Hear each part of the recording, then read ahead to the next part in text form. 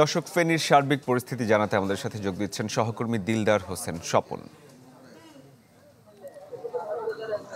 আপনি যেমনটি বলছেন ফেনীর বন্যা পরিস্থিতির বিষয়, ফেনীর বন্যা পরিস্থিতি ফেনীর পৌরসভা উপজেলার মুহুরী, কহুয়া ও সিলোনিয়া নদীর 17টি স্থানে বাঁধ ভেঙে প্রায় 58টি গ্রাম প্লাবিত হয়েছে দুটি উপজেলায়, ফুলগাজী ও পৌরসভা উপজেলায়।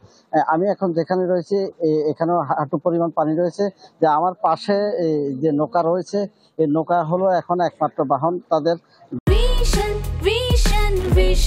100% কপার কন্ডেন্সারে তৈরি ভিশন ফ্রিজ, তাই গুণে মানে অটুট থাকে বছরের পর বছর। যে বাড়িঘর থেকে আসা যাওয়া করার জন্য তারা এখান থেকে আর কোনো যে সড়ক পথে চলাচল করতে, সেই সড়ক পথে এখন হাঁটু পরিমাণ, কোথাও কোমর পরিমাণ পানি রয়েছে, যার কারণে তারা চলাফেরা করতে না পেরে নৌকার ব্যবস্থা গ্রহণ করেছে।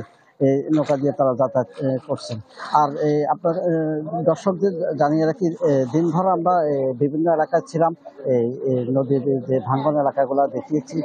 পাশাপাশি যে আজকে পানি উন্নয়ন বোর্ডের কর্মকর্তাদের সাথে এবং জেলা প্রশাসক এবং স্থানীয় সংসদ সদস্য বৈঠক করে আজকে আমাদেরকে জানিয়েছেন যে মুহুরী নদী, কহুয়া, সিলোনিয়া নদীর যে ভিতরে যে গাছপালা রয়েছে, সেই গাছপালাগুলা তারা কাটার ব্যবস্থা করবেন। অর্থাৎ 835 কোটি টাকা ব্যয় একটি প্রকল্প গ্রহণ করা হচ্ছে বড় ধরনের। সেই প্রকল্পটি বাস্তবায়ন হতে প্রায় 3-4 বছর সময় লাগবে।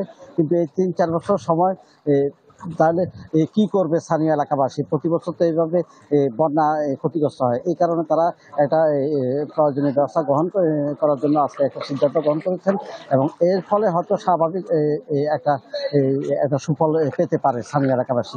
এই ছিল আমার সর্বশেষ। স্বপন, ধন্যবাদ আপনাকে। দর্শক, ফেনীর পরিস্থিতি জানাচ্ছিলাম এতক্ষণ।